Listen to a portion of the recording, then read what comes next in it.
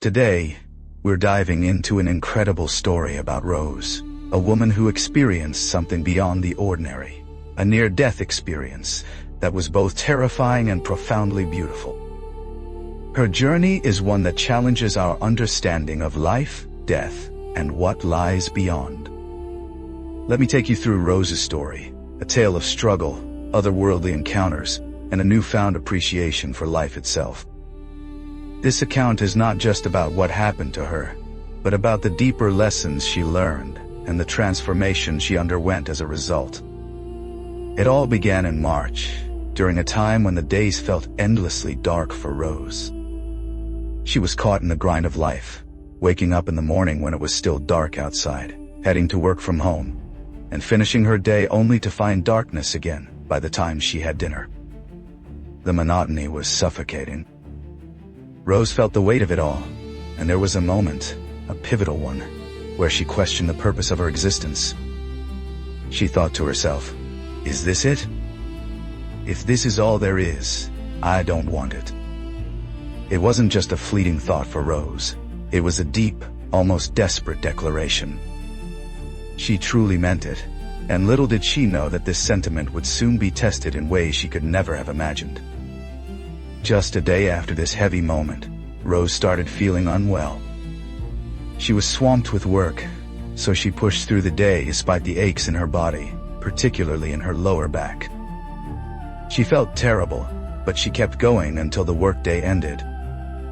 Finally, unable to ignore her condition any longer, Rose decided to visit an urgent care center.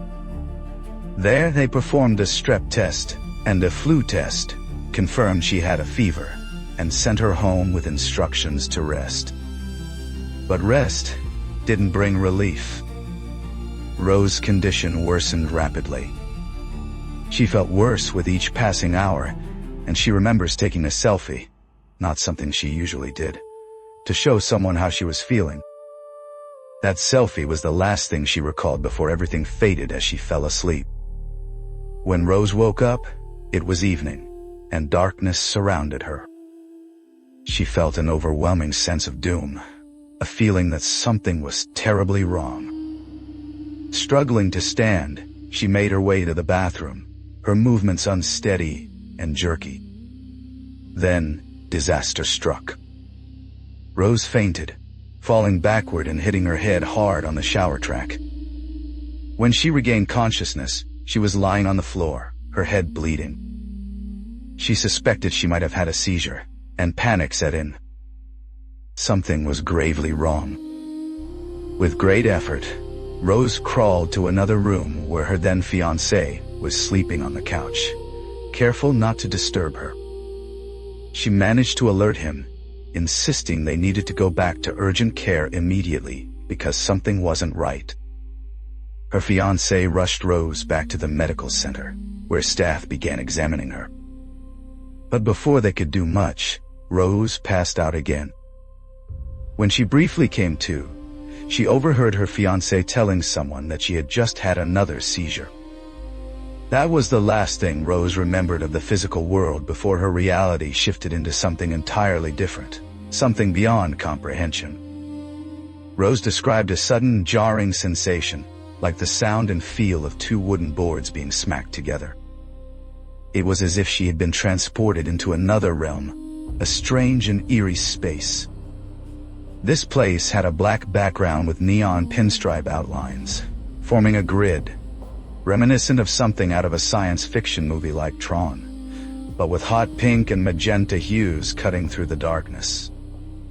In this surreal environment, Rose sensed a presence, a being that turned its attention toward her as soon as she entered this space. This entity evaluated her, and its form was both humanoid and colossal, with a muscular build and, oddly, a massive tail.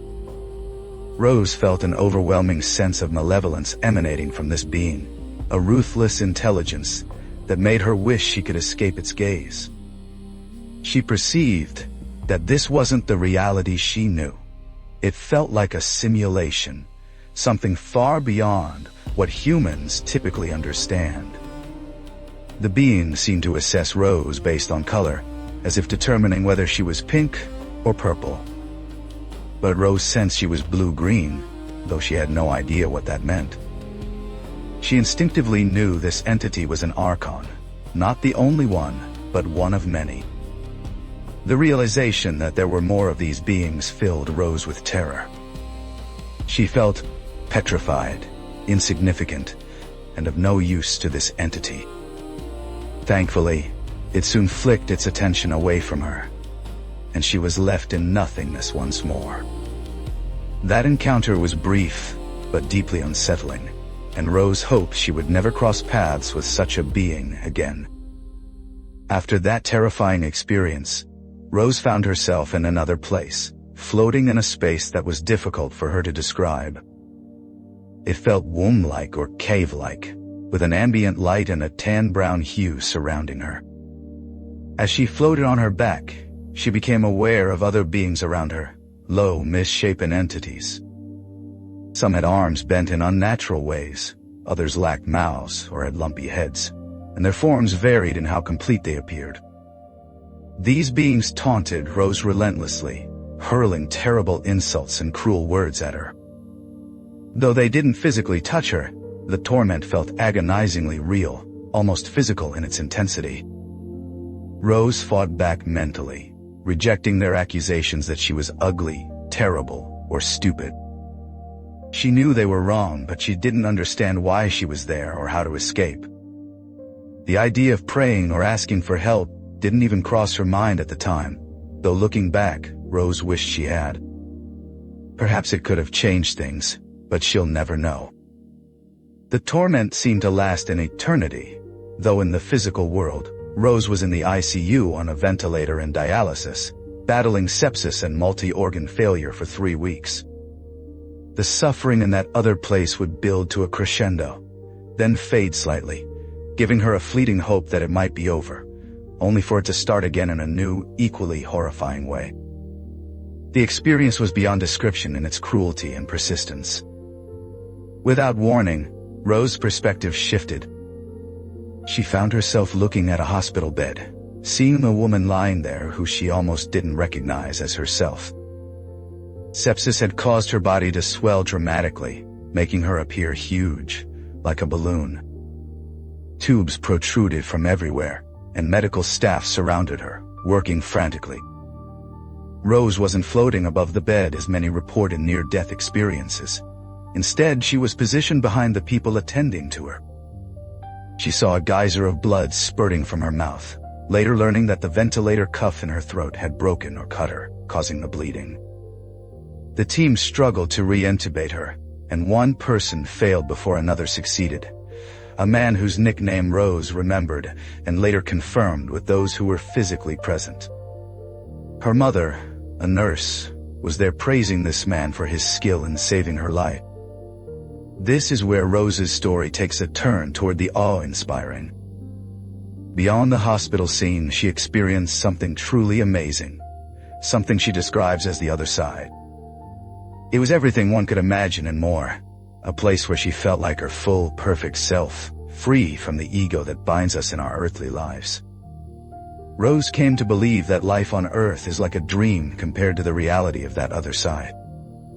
She felt that we sign up for journeys, missions, and soul contracts before coming here, agreeing to challenges like abusive relationships, loss, and pain, because in that perfect state, they seemed doable. Over there, Rose felt no connection to the intense, raw emotions we experience here. She wasn't thinking about her family or those who needed her. Instead, she watched herself in the hospital bed with a detached curiosity, wondering if that woman would live. Rose's experience oscillated between these realms. She returned to that low, tormenting place for an unknown duration, feeling trapped in a timeless eternity. But then, a presence of love so profound entered her space that it defied comprehension. Rose believes this entity was a great mother, a figure made of stars, with a veil-like perception rather than hair. She didn't think of her as Mary, or any specific deity, but as an originating goddess, a being of unconditional love beyond anything Rose had ever encountered. This great mother was as powerful, and in her own way, as ruthless as the archon had been, but her strength was one of boundless love. She loved everything equally: humans, animals, even the darkest aspects of existence. Rose felt this entity loved a tapeworm, a plague, a dying dog, and the person who saves it, all with the same intensity. As this great mother entered the space of torment, she retrieved Rose, pulling her out of that agony. The low beings protested, asking why she had started them if she was taking Rose away. Rose sensed a deep understanding that these beings were not outside the great mother's love.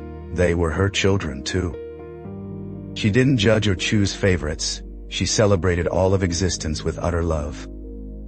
Together, they moved to another place, standing on the edge of everythingness, gazing at the infinity of creation laid out like a vast mountain range.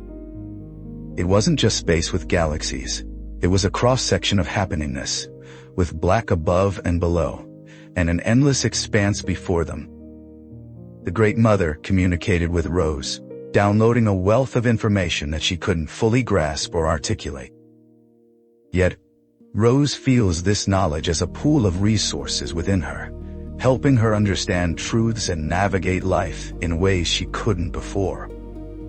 After this intense but brief encounter, Rose's experience shifted back to the hospital. When she finally regained consciousness, the tube was removed from her mouth, and she began breathing on her own again. She was in shock, unable to comprehend what had happened. Her body was still swollen, and she couldn't lift her hand or even hold a phone. She felt overwhelmed, sensing the thoughts of those around her, and even hearing distant conversations of people praying for her. At night, around 2 a.m, she saw children who had passed away in the hospital, playing joyfully through the rooms. It was a strange but beautiful sight. They weren't sad, just enjoying their existence in that space. Eventually, Rose returned home, but processing everything was a monumental task. This happened in the year 2017, and for a long time she was terrified. She questioned if she had been to hell, and why she had experienced such torment. Rose didn't feel she deserved it, though she acknowledged her flaws like everyone else. The horror was so intense that she couldn't even think about it without being thrown back into the trauma, suffering from severe PTSD.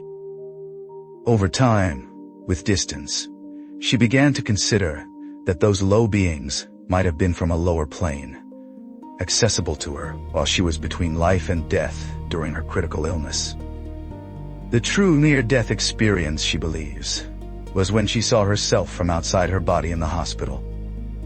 Rose never felt the Great Mother's presence again and hasn't sought her out, feeling that such a being doesn't need or want that.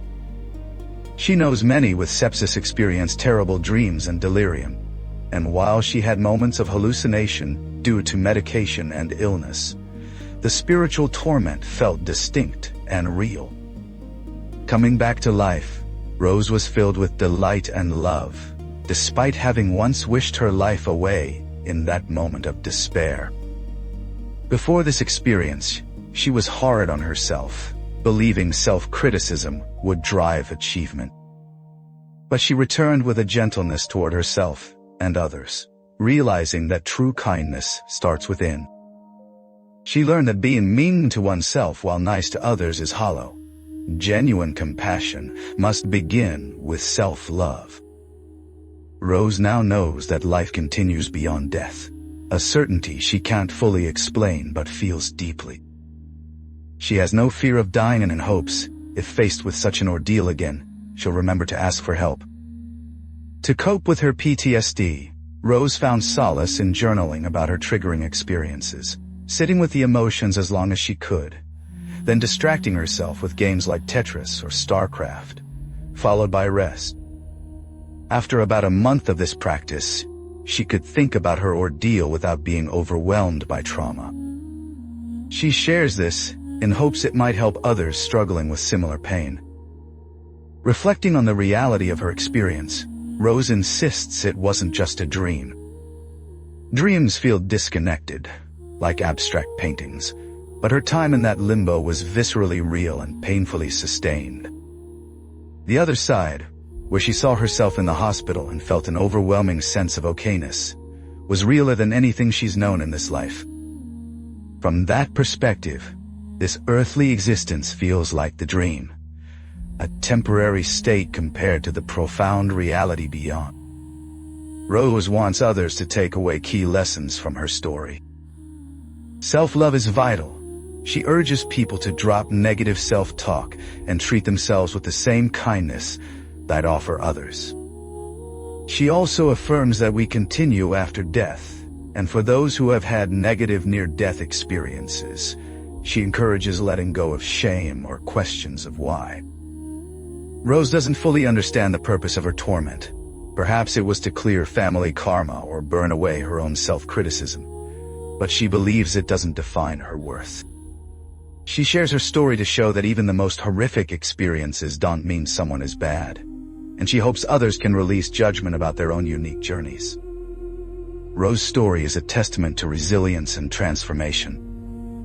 She returned to her job and life, not with a book to sell or an agenda, but with a simple desire to share her truth.